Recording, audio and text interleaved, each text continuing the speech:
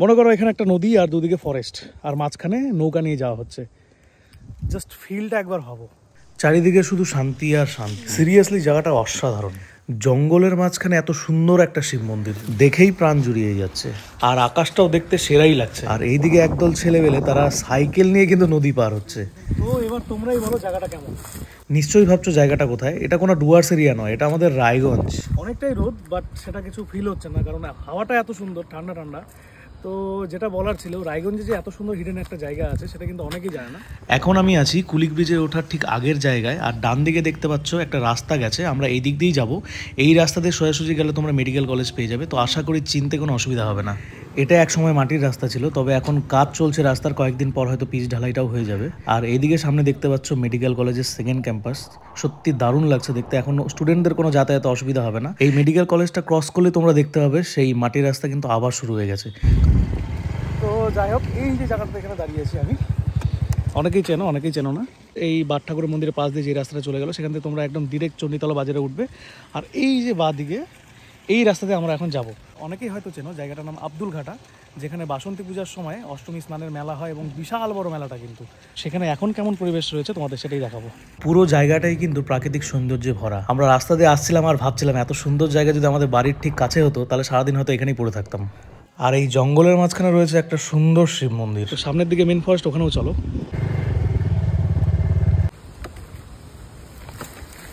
তো এবার তোমরাই বলো জায়গাটা কেমন। আর পাশে নদীও আছে, নদীর ঘাট এইখানে দেখতে পাচ্ছ, বড় একটা ঘাট। আর নামলেই নদীর দিকেও যাই নাকি, চলো। আর সব থেকে যেটা বড় ব্যাপার, এত গরম আজকে, এখন বাজে দুপুর 2:30 বাজে, প্রচণ্ড গরম, কিন্তু এই জায়গাতে কিন্তু সেরকম কোনো ফিল হচ্ছে না। এত সুন্দর হাওয়া বইছে আর পরিবেশটা জাস্ট ওয়াও। চলো নদীর ঘাটে নাকি।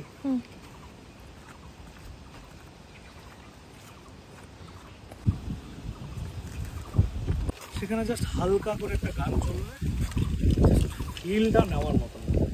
এর আগেও অনেকবার এসেছি, কিন্তু আমি এখনকার মতন ফিল পাইনি। অনেকটা নোংরা থাকে জায়গাটা, বাট এই জায়গাটা একদম পরিষ্কার। আর মেন ব্যাপার হচ্ছে নতুন সব পাতা গজিয়েছে বলে আরও বেশি ভালো লাগছে, তাই না? সবুজ সবুজ চারিদিকে।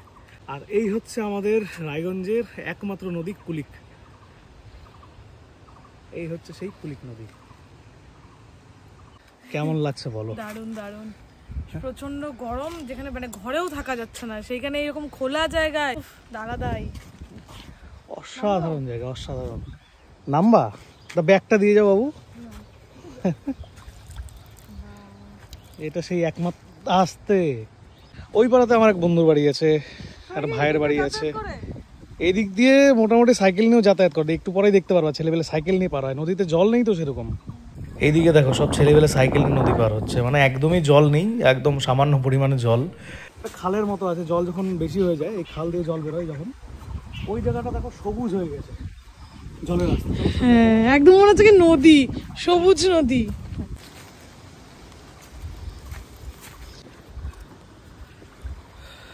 চলো ওই নদীটার কাছে যাবো। হ্যাঁ চলো আস্তে। মনে করো এখানে একটা নদী আর দুদিকে ফরেস্ট আর মাঝখানে নৌকা নিয়ে যাওয়া হচ্ছে। জাস্ট ফিলটা একবার ভাবো। অনেকটাই রোদ, বাট সেটা কিছু ফিল হচ্ছে না, কারণ হাওয়াটা এত সুন্দর, ঠান্ডা ঠান্ডা। তো যেটা বলার ছিল, রায়গঞ্জে যে এত সুন্দর হিডেন একটা জায়গা আছে সেটা কিন্তু অনেকেই জানে না। এই জায়গাটার নাম কিন্তু ম্যাক্সিমাম সবাই চেনে, কারণ প্রতি বছর এখানে বাসন্তী পূজার সময় মেলা হয়। তো সেই মেলাতে অনেকে স্নান দান করতে আসে। চেষ্টা করবো এবার সেই স্নানে আমি আসবো, হয়তো ভিডিও করার চেষ্টা করব।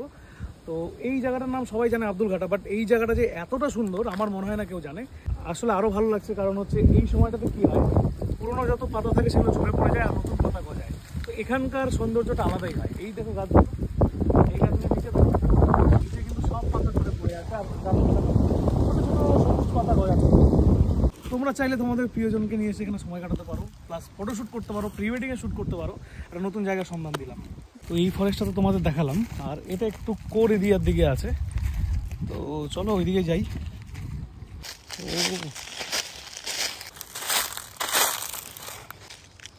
এখানে বাথরুম, এত ফরেস্টের গভীরে বাথরুম করতে গেল।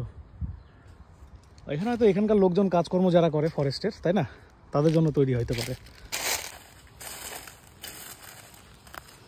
এত সুন্দর ফরেস্টের মাঝখানে রয়েছে একটা ঐতিহাসিক শিব মন্দির, দেখতে অসাধারণ। আর এইখানে রয়েছে ভোলে বাবা। Wow. হর হর মহাদেব।